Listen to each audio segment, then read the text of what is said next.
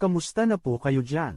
Sana po ay pakikamusta po ninyo ako kay Princess araw-araw, at pakisabi po kay Princess na ingatan at alagaan niya ang kanyang sarili sa araw-araw. Maraming salamat po sa inyong lahat dyan. Ito pong chat na ipapakita ko sa inyo ay nagkaroon sa akin ng palaisipan. Kapag po pinag-ugnay-ugnay natin ang mga chat ni Princess, at kapag pinag-ugnay-ugnay natin ang mga nangyari, makikita po natin ang katotohanan, na baka po yan ay itanggi na ni Princess sa inyo ngayon. Dahil ako nga, nagawa ni Princess na itanggi niya ako sa nanay niya, na sinasabi niya sa nanay niya na, Hindi kita kilala. yan din po ang sinabi sa akin ni Princess noong tumawag po siya sa akin. Dahil tinanong ko si Princess noong nagtanong ang nanay niya kung sino ako, at kung sino ako sa buhay ng anak niya. Yan nga po ang sagot ni Princess sa akin. Noong nakachat ko na nga po si Princess sa nanay po ni Princess. Alam po ninyo yan. Alam po ninyo ang totoo sa katauhan ninyo. Dahil kayo po ang kachat palagi ni Princess. Baka kaya din po ayaw po kayong ipakausap sa akin ni Princess. Dahil baka magalit po kayo kay Princess. Hindi ko po alam kung sino ang kasama ni Princess noong mga araw na nag-chat siya ng ganito sa akin. Ang sinabi ni Princess sa chat niya sa akin ay ganito. Huwag ka na munang mag-chat. Baka hindi ako yon. Simula ngayon hanggang 6 PM. Kung inyo pong papansinin, ang oras po dyan sa pag-uusap po namin ni Princess sa aming pag-chat. Ang oras ay alas 7:22 ng umaga. Tama nga po yan ay umaga. Huwag na huwag daw akong mag-chat muna sa kanya. Kay Princess. Hanggang sa alas 6 na ng hapon. Ibig sabihin lang po niyan ay, maghapon po silang magkasama ni Princess. Hindi ko po alam kung sino ang kasama ni Princess.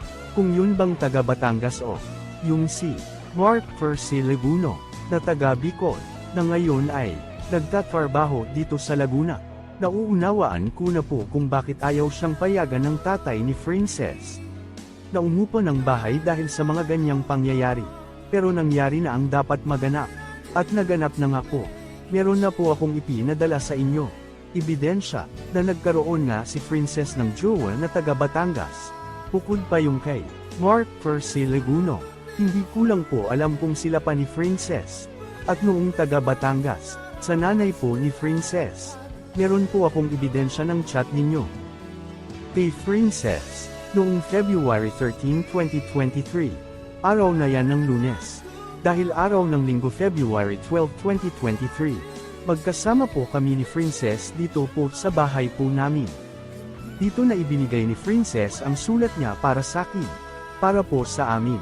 At tungkol nga po yan sa pangakuan naming dalawa. At yan na nga po ang aming huling pagkikita. At ang aming huling pagsasama. Ang aming huling sandali na magkahawak ang aming mga kamay. At noong tumawag na sa akin si Mark Percy Leguno, 094682282249. Sinabi po ni Mark sa akin nung magkausap na kami sa phone, na noong February 13, 2023, araw na yan ng Lunes. Noong daw mga sandaling yun ay, magkasiping sila ni Princess. Nakuha pa niyang ipagyabang ang mga pangyayaring yun. Yan ang sinabi sa akin ni Mark noong tumawag siya sa akin, yan ay hindi ko na na-record. Noong nakausap ko si Mark Percy Leguno, ang alam ko po ay, napasok na noon sa URC si Princess si Bautista, at yun na ang unang pagtatrabaho niya sa URC. Sinabi ko na ito sa nanay ni Princess, na, pakiingatan po, at pakibantayan ang anak po ninyo, na si Princess si Bautista. Alam naman po ninyo ang kanyang kondisyon. Sinabi ko na nga po sa inyo na, kapag po napahamak si Princess, hindi ko na yan kasalanan. Ang hangad ko lang po ay ang kaligtasan ng inyong anak na si Princess. Mismong si Princess na ang nagsabi sa akin na, galit ang lahat ng tao dyan sa bahay ninyo sa Tagumpay, dahil sa ginawa ni Princess. Ang sabi sa akin ni Princess ay parang hindi na daw siya welcome dyan. Noong umuwi siya, meron akong ebidensya, dahil yan ang chat niya sa akin. At ang sabi pa ay itinakwil na dyan si Princess. At sinabi pa na, bahala na si Princess sa buhay niya. Yan po ay sinabi ni Princess kay nanay ko. Noong tumawag si Princess sa akin.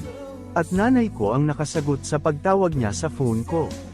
Kapag po napariwara ang anak po ninyong si Princess ay, hindi ko na po kasalanan yan. Napakadami ko pong masasabi at gustong sabihin. Pero hindi ko po masasabi sa ganitong paraan. Yan pong chat na yan namin ni Princess. Noong mga panahon na yan ay, nag-umpisa ng magalit si Princess sa akin noong.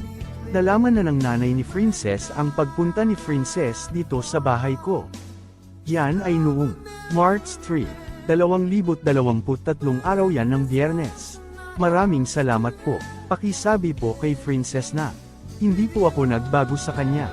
Kay Princess, ako Peren yung Lijoy na nakilala niya. Salamat po.